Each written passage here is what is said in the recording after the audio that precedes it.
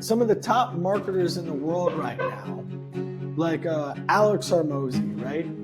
He's going to tell you that he's going to start a company and he's going to create a marketing bot all by himself and create a funnel all by himself, empowered with AI, doing all this stuff that's going to be all AI and just him, and it's going to be $100 million company. But what he's not telling you is he has all these systems that he's already tested through all of his actually he would tell you through all of his other companies, that he finally started one that completely automated itself. Hello, my fellow humans, and welcome to the Multiverse Leadership Podcast. What's one key connection or relationship that has made a lasting difference in your career or business, and how did it shape your path?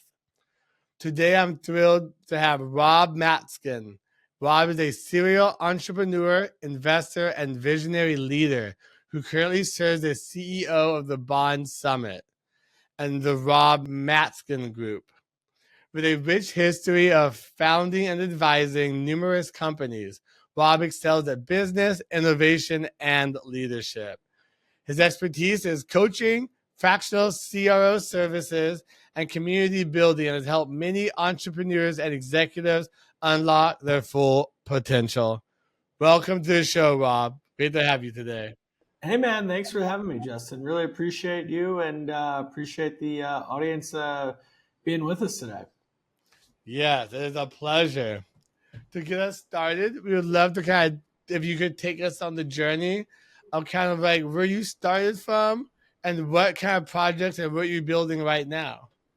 Yeah, sure. So my entrepreneurship journey, I think, started pretty early. It started at my dinner table as a kid, talking to my dad about business and his business. He ran our family business for about 45 years or so. You know, it was interesting for me. School is never easy. I'm dyslexic, so reading didn't really come to me until I was 10 or 11, and I still wasn't really at grade level. So I've really always seen the world differently and always looking for gaps or differences out there. So whenever I look at the world today, I always see it through, I guess, a lens of business opportunities. And whenever I see a challenge, I see a solution, right? So where I got my first start, my first, I would say, lemonade stand idea was in college when there was a U.S. Open golf tournament around the corner from my parents' place, and I was able to create a parking lot, and I was able to make $20K in a weekend. We were the only parking infrastructure within about 15 miles. Everybody else was bussed in, so I was able to charge a nice premium. But it was interesting because I had to fight with local law enforcement, local coding enforcement. It was an interesting weekend. But in any case, learned a lot about management with friends, transportation, all these fun things. But in any case, really built my career through small business, first with a travel agency, a concierge service. My first real startup endeavor was something called Booze Carriage. I invented alcohol delivery in the United States. It started out with an idea that was two questions. It was, what business models do you like? And I was like, well, I really like Visa, MasterCard. They take 1% of everything. I was like, I can't do payments these days. That was just 2010, 2011, 2000. Yeah, I guess it was when I was ideating, it was maybe even, it was 2010. And then I was like, I really like my food getting delivered. Seamless Web gets 20%, which was Grubhub, which was Uber Eats of 2010. And then I realized I really liked to drink at the time. It was, what industries do I like and what business models do I like? So I liked to drink at the time. I was 27 years old, and I was like, booze delivered. There we go. And I realized in order to do this, the logistics, I needed insurance for alcohol. And then I realized the way I wanted to do it was to partner with local stores. So I quickly became a marketing and technology company. So my biggest challenges became my biggest assets, which is the way I look at business, the way I look at my life, where my biggest challenges is, back in the day, it was reading and writing. And, even to the last few years, it was texting accurately and proficiently and grammatically correct, which has gotten way easier with AI and just AI and text, let alone a GPT. And now content is even more important and less important. So life is easier for me to function with GPT's power, having my back. But really always throughout my career, I guess with Booze Carriage, was eventually able to sell that. I'm trying to quickly move through my story, got into learning and management, and got into MyQuest, which we were a learning and management software system, an enterprise knowledge management system. We were trying to do AI in 2018. And basically, if you imagine what a ChatGPT does for a specific ecosystem, which was large enterprises, internal knowledge bases, we were tackling that. We were a little too early. Timing is still everything in this world. So I would say we're about 4 years too early, although that wave might have been always impossible to catch because Microsoft always is going to catch that wave, not anybody independent. Anyway, I feel like I'm rambling a little bit, but I'll tell you how I got into what I'm doing today, which is the Bond Summit and Rob Matzkin group. So really went through a ton of personal growth and development along my journey, and realized I love making a difference for people. So when I looked at starting my next venture, I go, I really just want to make a difference for entrepreneurs and bestow upon them the wisdom that I've learned to really make things easier across the journey. Some of the biggest challenges I've always faced is, fundraising. Well, it turns out there's some easy things you can do I wouldn't say easy. There's some things that are easy to do to make fundraising a lot smoother. And there's certain things when you understand the world from an investor standpoint, not a startup founder standpoint, that you need to communicate as a startup founder that are going to make fundraising much different. And it's not a shiny deck. And then it's, the other thing that makes business easier as well, really coming to market with a proven strategy that you'll make money. Not just a great product, that's only half the game, but how do you really know how you're going to acquire clients, how much it's going to cost you to acquire clients, and how much can you make from each client. And knowing that those are not opinions but facts makes all the difference. So those are the kind of the two things I focus on with my clients, really with the purpose of entrepreneurship is so hard. How do we just go out and make a huge impact, right? And how do we make a difference? It's easy. What are you talking about? Well, it is easy, right? It is easy. Nothing's not complicated. Everything's simple. But really getting that traction, having really, I guess, the runway, which is time, which is money, to be out there and do that smartly, right? Everybody always asks me, Rob, who's your ideal client? And I'm like, the person that's aspiring to start their company that still has a job. And why? And they're like, isn't that early? I go, no. And I go, why?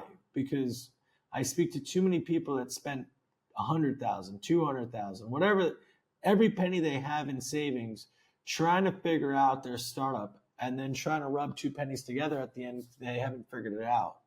But there's certain things you want to do. You want to fail fast. If you could fail 10 times in 10 weeks, that's amazing. People are like, no, I want to succeed. But no, you want to fail to get the right thing. And if you keep failing and failing quickly to get the right answer, versus trying to prove that your first inclination is right when everything says it's wrong.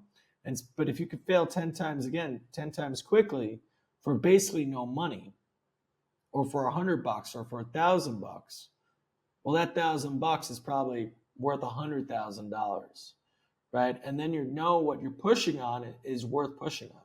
So even for me, I look for my next endeavor because I'm always looking for what's next. And I've gone through about 15 different ideas, all that are great ideas, but some keep falling short. Now, maybe I'm gun shy. Maybe I want the next idea to be the last idea. But I'm looking for all the different criteria to have in place to really make sure that that business has the best chance of being successful. Because I think it's all, sorry, I keep cutting up. It's all about execution. No, but yeah. Sorry about that. No. There's an echo a little bit here. But sorry, thank you for giving us the information. I really appreciate that. I know a lot of us entrepreneurs, why do you think it is that a lot of us kind of start in trying to succeed so much, but not knowing that we have to fail in order to succeed? Well, I think it comes from just competition, right? And we were raised to compete. We were raised to win, right? And we don't want to lose, but we compound losing from failing, and we compound failing from testing. So if we fail, well, our business went under. But anything short of that is a test. And the quicker you could run a test, an hypothesis, and get feedback to be yes or no, and the quicker you run those tests, the better you're going to be, and the more powerful your business is going to be, and the more resources you're going to have. Because if your test takes a lot of time and a lot of money, you're going to be that much further down the road, burning your biggest resources. So, perfect example is a client of mine. We have a big hypothesis, and we're like, okay. And we conflated, I say we because we went down this road, but at some point we conflated or compounded or compressed a test with the direction of the business, because we got excited about it, put all the resources on it, and 4 months later we're going, wait, this is always just a test, but now this is the direction of the business. But in reality, it was just a test. Now it's going to be a 5-month long or 6-month long test that may or may not be right. But if we could have done that in 6 days or 6 weeks, hopefully it's right. But what if it's wrong? Well, then that was 6 months or 4.5 months too long wasted. And we're a little, and we could be deflated, and we could be discouraged, and all this other things. But all that means is now we need to run another test. Now, hopefully we won't have to run another test at 6 months long, and we could do it in 6 days or 6 weeks. So when it goes to, hey, who's going to be my client? Will my product work? Can I get this person to buy something? When I went and started Booze Carriage, I literally had a tablet with screenshots. And I went in every liquor store trying to prove to them to take a bet on me. And 10 people did. It was amazing. And every time somebody said yes, I was over the moon. Because I was out there in the snow and the rain and literally trying to sell a concept. But if that didn't work, well, then I would have had to pivot to something else. But business is just a series of tests. And if they come up a failure, that just means you're one step closer to the right answer. I love that. Thank you for sharing that with us. I know a lot of us entrepreneurs find ourselves just trying to run too many tests, not getting anywhere with them. You know, kind of like we're practicing out there with like hopium. Like we're hoping this works. But hopium's a hell of a drug, but it doesn't pay the bills and doesn't help other people. It really doesn't. It really doesn't. And too many of us want to create the solution in our head and say, no, we know it will work. Test it. Yeah, man, this works. I can prove it. Can you? No. Yeah, exactly. I find when I first started my business, I learned all this stuff kind of backwards. I didn't understand how to do this, what I was doing. I just knew I wanted to do something. I wanted to help people. But I was kind of like that E-Myth Revisited. I was the technician, but not realizing I need to be the operator. Yep. You know, and it's taken me a little bit of time to figure that one out. What does that mean, you know? Yeah. Well, I mean, most people are one of those three things. Either they're the technician, they're the operator, or they're the operator, manager, or leader, right? And I think, and so many of us want to be all three, but we can never be all three at once, right? Yeah, I tried. It'll burn you out. It'll burn you up, right? You need partners. You need a team. Yes. Oh, I could not agree more with that. I had to learn that, unfortunately, the hard way, which I'm sure a lot of our audience would probably find themselves there right now or going down that path and not really understanding. When you say partners and team, if I'm just starting out, what does that kind of look like? Like, who do I reach out to? How do I know who to talk to? How do I know I'm talking to the right person? There's no easy answer to that, right? Co-founder dating is just as hard as normal dating, right? And finding that perfect match, that perfect marriage is really hard. I could refer to another one of my clients. They recently had a co-founder, and they did co-founder dating. He found somebody. They were on for about 6 weeks. They got a better job, and they moved on. But it wasn't working to begin with. And then out of the blue, somebody else that they're great friends with, they worked with for years, is now exploring the idea of coming on as a co-founder, and it's amazing. And they know exactly what they're getting, and they know exactly who that person should be. Some people are lucky enough to have that. Some people aren't. But sometimes it could just be a really killer employee that wants that opportunity, right? Sometimes it could be a great friend. It's just finding that je ne sais quoi. There is no, like that. yeah, but there is no easy answer with founder dating. I've had dozens of partners. No, I've had quite a few different business partners over my 16 different companies. Some are great for a while. Some are great forever. Some I've heard some horror stories from people. Some I've had horror stories with. But here's the thing with any co-founder: put everything in writing, sign agreements. You create agreements not for when things are good, but when things end, and really put things down on paper and set expectations, and don't leave anything to assumptions. Right? So, and manage it like any great relationship. Put love into it. Communicate clearly and honestly, and with trust and authenticity and great communication, really anything is possible. And not a lot of people have good communication, not even their personal lives, let alone their business lives. And I find that could be problematic.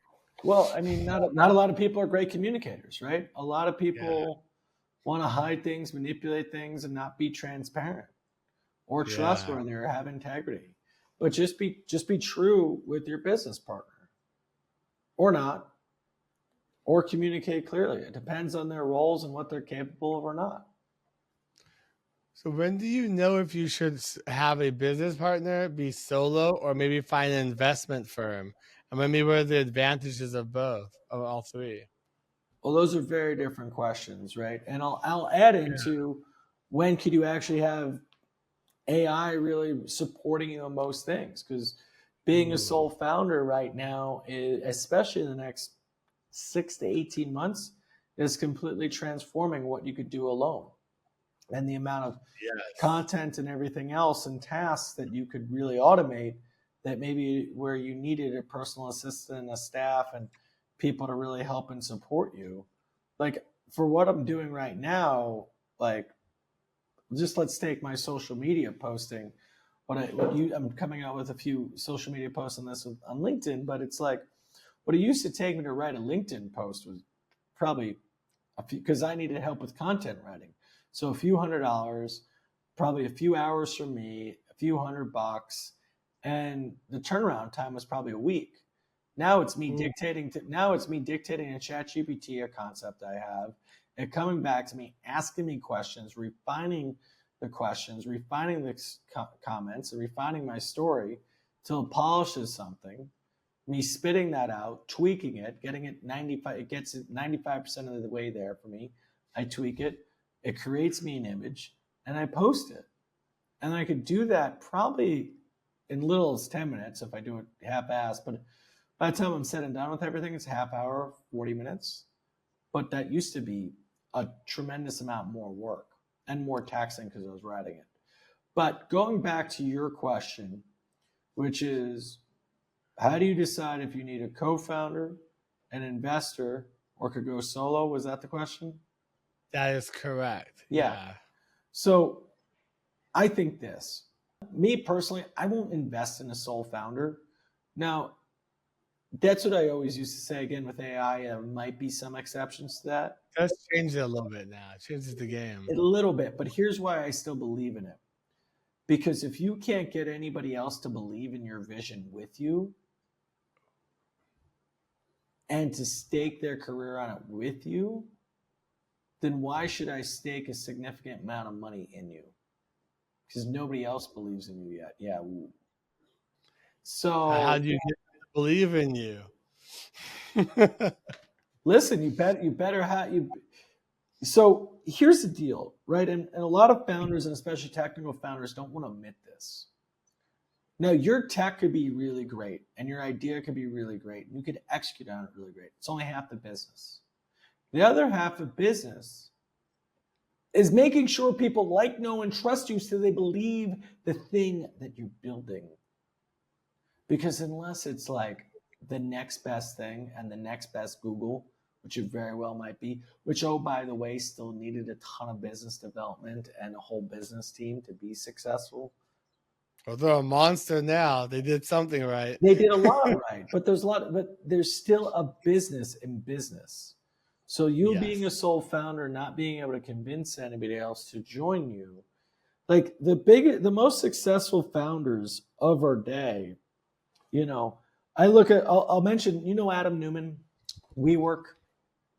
Do you know WeWork? Oh, yeah, I saw the YouTube special on the rise and fall of it. Yeah. So Adam is just as unique as they portray him as, right? So is Rebecca, his wife, and I've known them, and I've met them multiple times over the years, and I saw WeWork grow, and what Rebecca and Adam are unbelievable at is they have a reality distortion field in their life.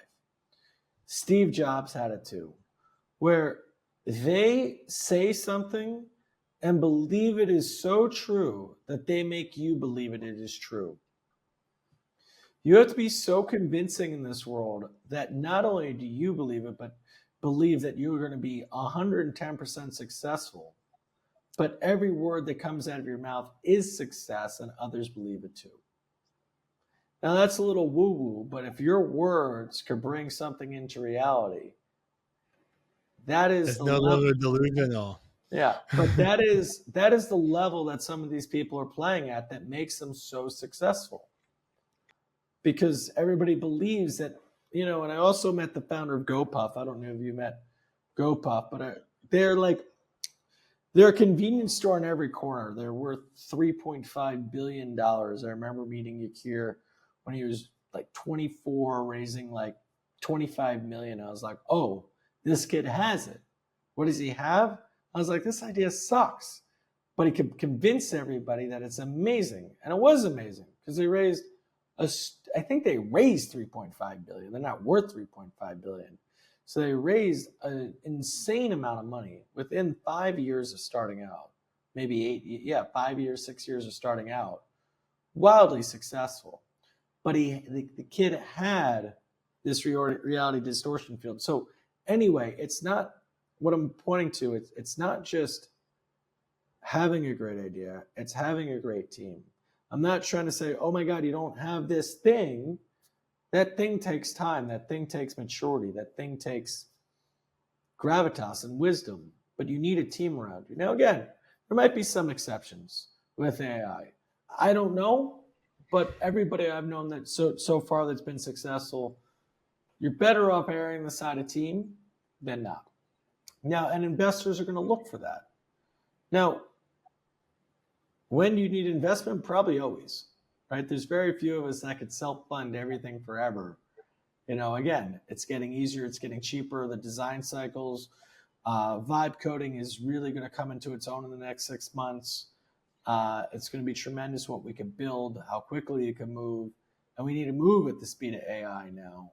And spending time raising money and slowing down to raise money, it's getting harder and harder to raise and longer to raise, and it's a full-time job. And if you could build and get further along your proof point to make it easier to fundraise, I think that's also good business these days. I like how you said that. With investing, though, or even having a partner, I feel like, I don't know much about it, but are you kind of giving up some kind of reins in your company or control in it? Yeah, you're absolutely giving up equity. But and I was going to say this, but there's a concept, right? You can have a pizza pie, right? And you could have a big piece of a small pie, or you could have a small piece of a huge pie. You're much better off having a small piece of a huge pie. I'll give the answer away. All right. So you need to reserve your equity, and there's certain thresholds of equity that you need to have as a team before you go into your Series A because of dilution. But this is a game of dilution, unfortunately. But the game is, how big could you grow? How could you grow without down rounds? So, a lot of people have been underwater the last 2 years because they raised a ton of money in 21, and then the world happened and the valuations went under. And if they needed to raise again, they needed to raise at a lower valuation. So their equity just got crushed. So they really got diluted. So you need to raise the right amount of money. Do you want me to explain what I mean by that? Yeah, I was going to say, I'm not familiar with this. I'm sure there's others that might not be too familiar about delusion and what all these concepts mean. I'd love for you to explain them, please. Yeah. So very neat. I'll try and do the very best I can, right? But if you're interested, and you could have somebody way smarter than me explain delusion. But basically, what happens is, if you have 100% of your company, right, and you sell 20% of your stake, okay. Now I have 80%, you have 20%. Now we get another investor, they come in, and they take, let's just say 50%, right? So I'm going to try and make this easy. So I lose, So I'm going to take, see, this is where you can't necessarily do the math in your head. It's simple math. Someone's going to make fun of me for doing this, right? But now you have 80-20, right? It's not just, I lose half, you lose half, right? So now we lose, half of our equity gets taken away. So let me make sure I can do that. I haven't done it. It gets diluted down. But it gets diluted down, right? So I want to try and do the math in my head and give you the perfect example. But so 50% of that, so I would be, so anyway, I'm not going to do the math in my head because it's a little late in the evening when we're recording this. But now we get diluted down, right? And now, let's say I raised money at a much higher valuation. We're going to get diluted a little bit. But now bottom line is, all I'm trying to say, I'm making something simple complicated. If you then raise again at a lowered valuation, you raised all this money, and everybody's going to, basically what happens is you lose even more equity than you thought you were going to. And you get diluted even more, and it compounds the amount you get diluted. And you could be left with so little equity as a founder that it's really a problem. I was like, what's the point? But I guess, like you said earlier, it's better to have a small piece of a larger pie. Well, the point is, if you're going to start $1 billion company, you're going to need a lot of resources. And you're going to need to move quickly before somebody else comes. So if you could do that now with AI empowering you, because don't think about it from an equity perspective, because if you think about it from an equity perspective and holding on, I guarantee it'll be a mistake. But if you could look at it like, I'm going to spend 40 hours a week for the next 3 to 6 months fundraising. And if I took that time, I'd be able to build something, move faster than I would in that 12-month horizon with 6 months fundraising and 6 months having that capital, then I would, and I could move quicker on my own. And maybe it's not good to go raise that money. But it's for an equity perspective and holding the equity, it's going to be a mistake. If you think you can move faster with not spending time and resources fundraising, and do it without the money, then you should. Because fundraising takes a lot of time and effort these days. I feel like sometimes you have to bring in a consultant or someone part of a team to really kind of figure out which way would be best for you. What you're trying to build. Yeah, I think it's always a conversation. I think having somebody smart who's done it before to come in and help you figure out not only if it's a good decision or not, but how you're going to go about doing that and what's going to make it successful, because there's some nuances there, is absolutely always a good idea. I like how you said that. They're all very new concepts. I'm like, wow, a lot to really think about when you're building a large business. I mean, I haven't gotten there yet. I'm hoping one day, and I've learned you do need to bring in certain people to have conversations that may not be in your vernacular that you're thinking about yet. Well, if you're going to have a business or corporation, it has to be beyond you. It's not about you. If you want to start a sole proprietorship or a small business, it is about you. If you want to sell your time for money, it's about you. If you want to just everything to be an effort around you, then you don't need anything else. But if you want to start a corporation, a startup, something way beyond you, way bigger than you, then yeah, you're going to need resources. Yeah, I've heard how's it go? If you go alone, you will go, what's the saying?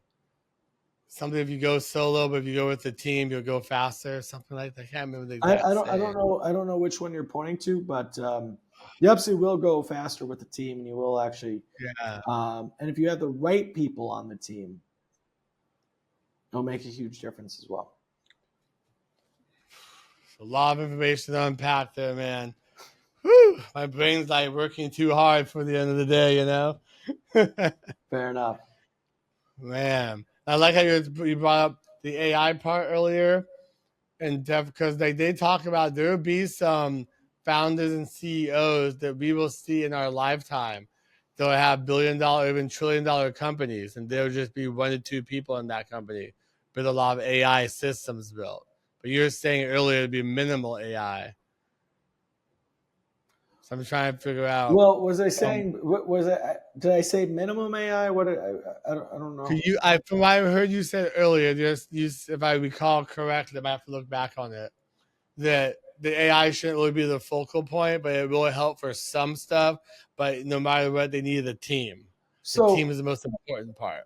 So listen, I think there's a few things that we get distorted in our communication and our listening to in today's environment. There will be an exception to anything I say. You will find an example that will break and form what I say, right? You will be able to say, I gotcha. There will be a gotcha, right? Now, there will be somebody who starts $1 billion company on their own. Already has been. It's probably called a hedge fund trader who did it on its own. Oh, Sam Bankman-Fried, excuse me. He became a multi-billionaire on FX trading that nobody else saw, right? And he did it all by his lonesome. Yeah, look how that worked out. So, exactly, right? Now, will there be, for real, somebody who starts an AI-based startup, get to $1 billion valuation or sell $1 billion of software in the next 5 years? Yeah, absolutely. Always an outlier, always. But will there be 10? Will there be 100? Maybe. But is that a course of action I'm going to recommend to somebody today? No. No, because the majority of us aren't going to have that niche of idea or that type of idea that's going to play so perfectly to AI that it's going to be able to do that, right? Now, some of the top marketers in the world right now, like Alex Hormozy, right?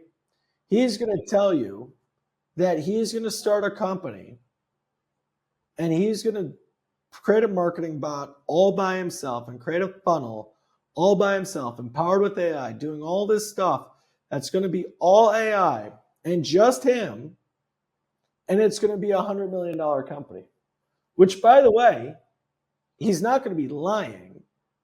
But what he's not telling you is he has all these systems that he's already tested through all of his, actually, he would tell you, through all of his other companies, that he finally started one that completely automates itself, right? And it will work.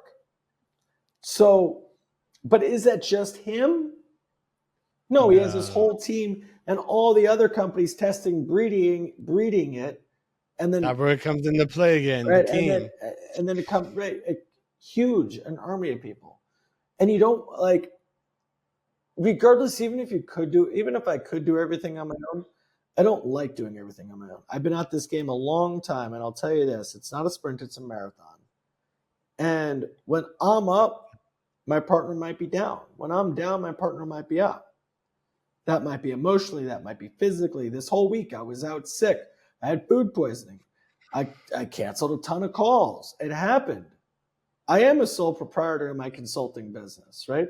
I have teams that have consultants beneath me, but essentially I run that company, right? Bond Summit, I have a business partner We pick it up together. We push it forward together, right? It's great having business partners. I've had many in companies. I've had a few. It's something that I definitely recommend and try figuring out.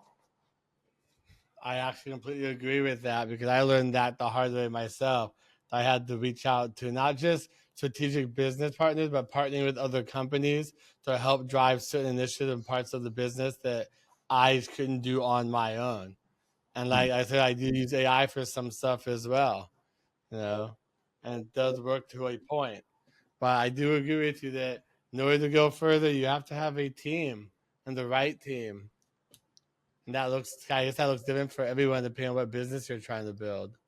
I've never messed too much in the private equity and space too much. It's my first time really learning about that. I've always been interested because when I build my business, I went to actually build an employee-owned business. I was told I have to reach out to investors and stuff to help get that part started. I don't know nothing about that financially, how that's going to be structured and everything. But I'm interested to learn. Well, employee stock option pool is always something that's interesting. There's a lot of nuances to that. By the way, you don't want to be in private equity. You want to be in venture, right? Private equity buy companies. They buy companies and strip companies. A lot Just kidding, not that one. I know a lot of people in private equity. They're quite ruthless. Nice people, but they are ruthless, right? So in any case, but I think the biggest thing that changed the game for me, though, in business is when I look at things as being purpose-driven, right?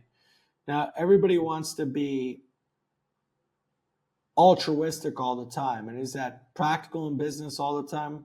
Not necessarily. But being a purpose-driven entrepreneur is something hard. It's something lonely. It's something that I selfishly created a business around just because I was so lonely being a purpose-driven entrepreneur, and I really wanted to be around others like me, right? So now I make a point of helping and supporting people trying to be purpose-driven who are purpose-driven entrepreneurs, right? And getting up beneath and supporting them. But it never has to look like, oh, I'm saving the world from climate change, or I'm doing carbon capture, or I'm doing an electric battery. It could look like many things. It could look like treating your employees really well. It could look like donating back time. It could look like many different things. It could look like I have clients that they're curing diabetes. I have clients that, they're solving the world through telecommunications, but they're trying to make a difference out there. And I think it's the intention of the energy that you put out there of how you want to make that difference. Oh, I love that. Very well said. I do agree with that part a lot. I'm actually one of them. I'm very purpose driven. I do want to empower other people, not just have people working for me who are bored or doing stupid administrative tasks, but really doing things that help them become the better leadership for themselves to actually empower them through the company. Yeah. And that's the path I'm really on to help that. I'm trying to learn as much as I can from people like you and figure these things out, put the pieces together, It's not an easy task. It's quite difficult. Like we were talking about earlier, entrepreneurialism. Did I say that right? I always fumble on that word. Entrepreneurship, I would say. Entrepreneurship.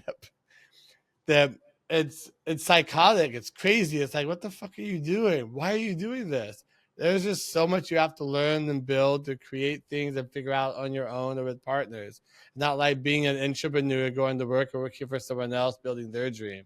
There's so much you really have to give your heart and soul into if you want to build it right, at least. Not only that, it takes risk. It takes fortitude. It's scary. It's just scary. There's everybody, I'm traveling this summer. I'm a big kite surfer, right?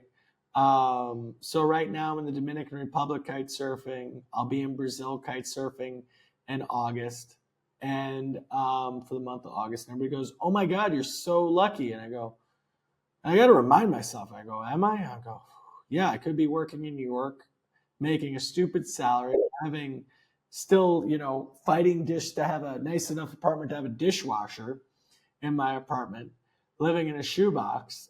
And I go, "Yeah, I am really lucky that I'm spending 80 days on the road traveling, kite surfing, and working remote." still working 40 something hours a week, but I get to do that. But what nobody else sees is, well, I just lost a few clients and people didn't renew, or people reneged on their agreement, and all of a sudden cash flow is tight.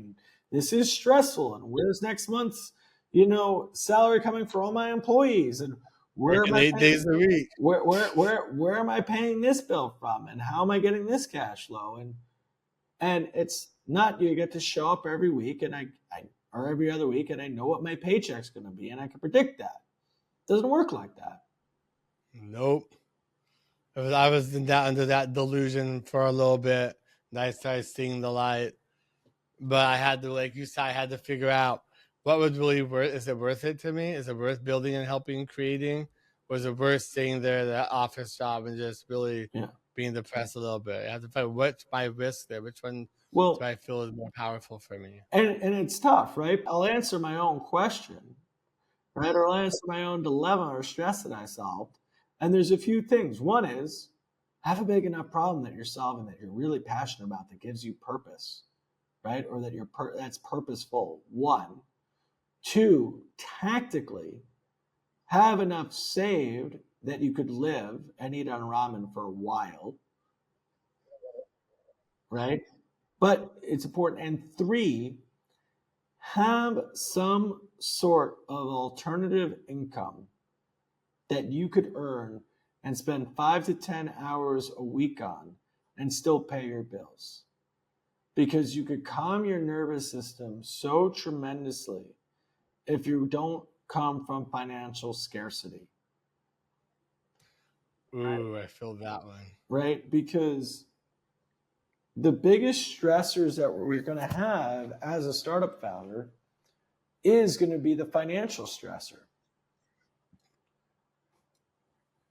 Right? But if you could make sure you put food on your table, a roof over your head, especially if you have a family, and have that piece covered, and maybe you just don't, go out to dinners anymore, your super nice vacations, or cut back for a year or two, and you live lean for a little bit, but you could still pay your core essentials, and you're not putting everything on a credit card, because that leads to disaster.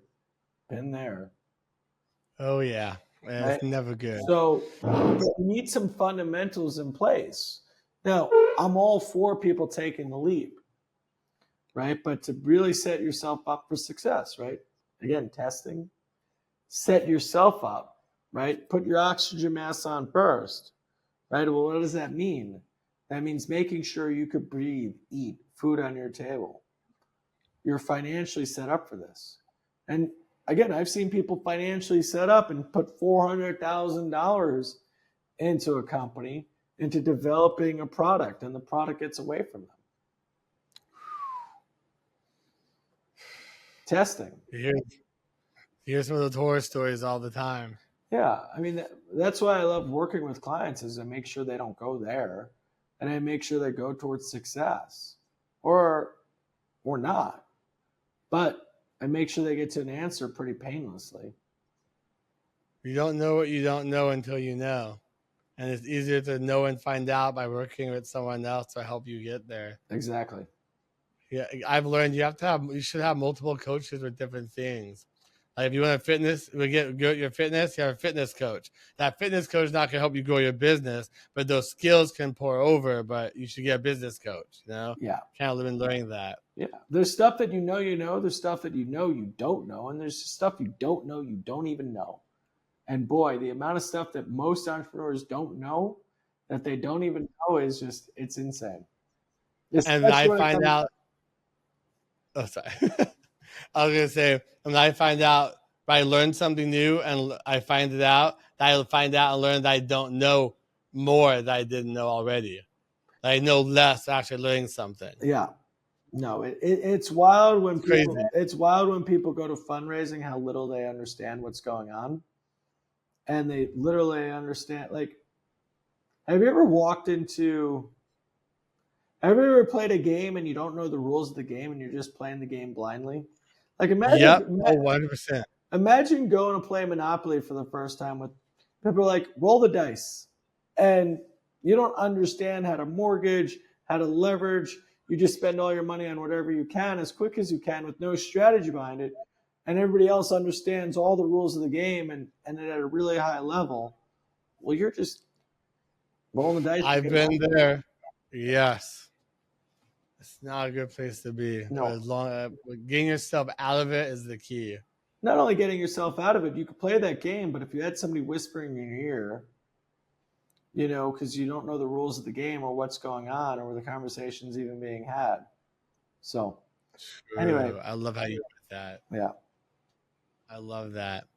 Well, Rob, I want to thank you so much for coming on here. It's been really good conversations. A lot of it probably over my head a little bit. No. But it's a learning process, No, you know? It wasn't. I like to pretend I know what you're talking about. You knew what I'm talking about. I hope I never actually had these conversations like this before. I did enjoy it. I do enjoy the learning and understanding and trying to figure these things out. Everyone I have on here, they bring a different part of that conversation in business. And it's just like a different strategy, different way of thinking about things, different way of doing things. You don't know, we said, we don't know what you don't know until you know. Nope. Mm-mm. No. Well, Is there any last, sorry. No, go ahead. Is there anything you'd like to leave our audience with today and how they can reach out to you if they'd like to work with you or just chat? Yeah, well, a few things. One is, I said this quote a few weeks ago and I put it as my background and I swapped over to read it again. But I want to leave with people a few things. One is, I'll say the quote in a second, but if you want to reach out to me, my email is robmatzkin@gmail.com. It's my Instagram. It's also my LinkedIn. So robmatzkin.com, Rob Matzkin everywhere, Matzkin. Would love to speak to anybody if they need help with their business, fundraising, or anything we discussed. Happy to speak with you for half an hour and just try and make a difference for you. And I want to leave people with this. Be vulnerable. Be yourself. Be authentic. Be trustworthy. Anything is possible if you do those things. Damn, that's some of the best advice someone's left here in a long time. Really appreciate that. That was powerful. Thanks. It just came off actually pretty authentic and just the way you presented it. I like that. I came up with it very heartfelt, organically, and I believe in it completely. Be yourself. Be authentic. Be trustworthy. It's really hard today in this world. People don't really remember who they are, let alone trying to run a business and pretend to be someone they're not. It's tough. For a while, I did a lot of personal growth and development. I'll end with this, right? But I did a lot of personal growth and development in my life. And I had this huge breakthrough. I threaded this needle and I came out completely changed. And I was unrecognizable to people of who I was. If you talk to my friends from high school, they go, "This isn't the Rob we knew." Cool. We don't know that guy. No, I was just a big jock and kind of douchey, and I was a big bro. And in any case, I still have a hard time recognizing myself and what people resonate with people, and people like me now. And I go, I don't really know why. I'm just me, right? But what it is, and what I try to articulate on this show is, I was vulnerable. I was 100% myself. I was authentic. And I was trustworthy. And that's why I think people like me. And when people do like me, I am those things. When people say, "Oh, he's an asshole, he's a douchebag, he's all these other things," I'm not that. I'm probably being in my ego. Ooh, damn. I like how you said that. The ego is a hell of a drug, let me tell you. Yeah. So what am I highest version of myself? I am those things. And that's what I strive for in every conversation. I wish we all to strive for that kind of authenticity in our lives. Because human connection, being human beings, is a very powerful thing. As long as we actually learn how to talk and connect with each other in the right ways. 100%. So before we go, that leads me to my last question. What does it mean to you to be a human being? I don't know how to answer that question. I mean, what does it mean to me to be human? It means to. I think I broke up. Yeah, you think you broke me, right? But you broke the matrix. Yeah. It means so many It's not. things, right? I've never had to answer that question. There's so many different assimilations that I could say, but what it really means to be human to me is just, it's all about connection, right? When it really boils down to it, it's how do we connect with others and make an impact in other people's lives and make a difference for others, right? That's the core of our humanity, right? We are tribal. We need each other. We might want to thrive on our own, but we need each other to grow. Damn, I needed to hear that right now. Yeah. That was a very good. That's why I asked that question. It really makes you think. It kind of makes you step out of yourself and like, wait, I am human. I have to answer this. It's kind of really. I love to help make people think on those kind of terms about life. We're so much. We're going through business. We're on YouTube. We're doing all this stuff. But sometimes we gotta slow down. Remember what it is to be human for ourselves. No, exactly. You know? Exactly. It's hard sometimes. It's not easy. That's why we ask those questions. I love it. I love it. Well, listen, I appreciate you. Thank you, Rob. It's so good having you on here. Thanks for a great. I like getting to know people through this podcast. It's so fun. Yeah. Oh, I bet. It's tremendous. Yes. Cool, man. Well, you have a good rest of your day, and thank you so much again for coming on here. I'd like to keep in contact as well. My pleasure. Anytime. Hit me up.